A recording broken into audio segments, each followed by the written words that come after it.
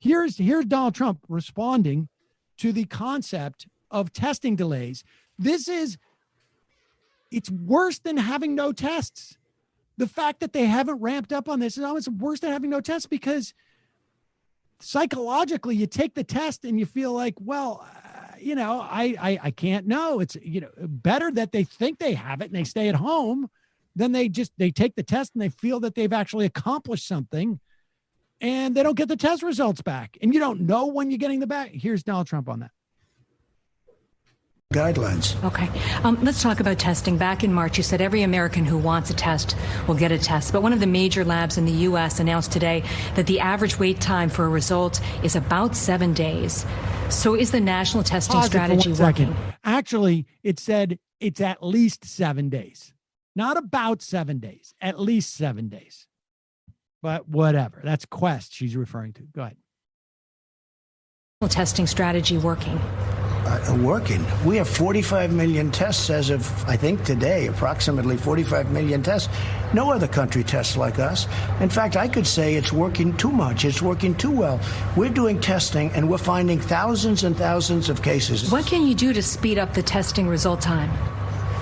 There are different kinds of tests. There are tests that are very good, very strong, where you send it to a laboratory. The best thing we can do, is we're doing more and more of them, is on-site testing. So you can wait a half an hour, or you can wait, in some cases, like in Abbott, you could wait 5 minutes for the test Will result. you push for more on-site testing? I like it the best. I like it the best. It might not be as accurate, by the way, but I like it the best.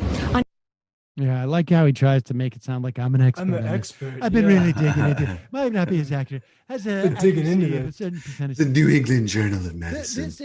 This is like this failure to create an infrastructure to handle this testing.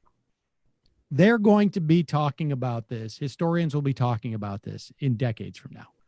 This is such a monumental failure that it is almost it's like literally you had one job.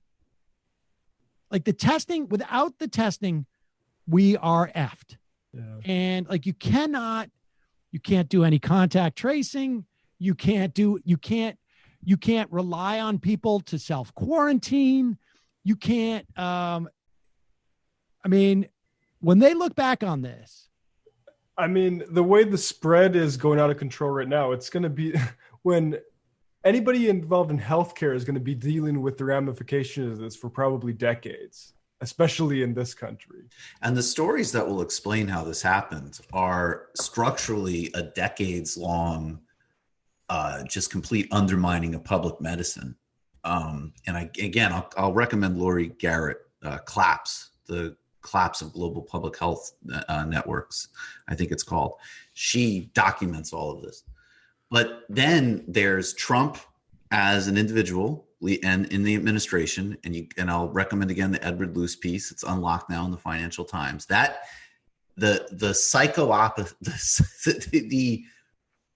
I don't think it would be possible to think of another individual that could be as individually indifferent to that.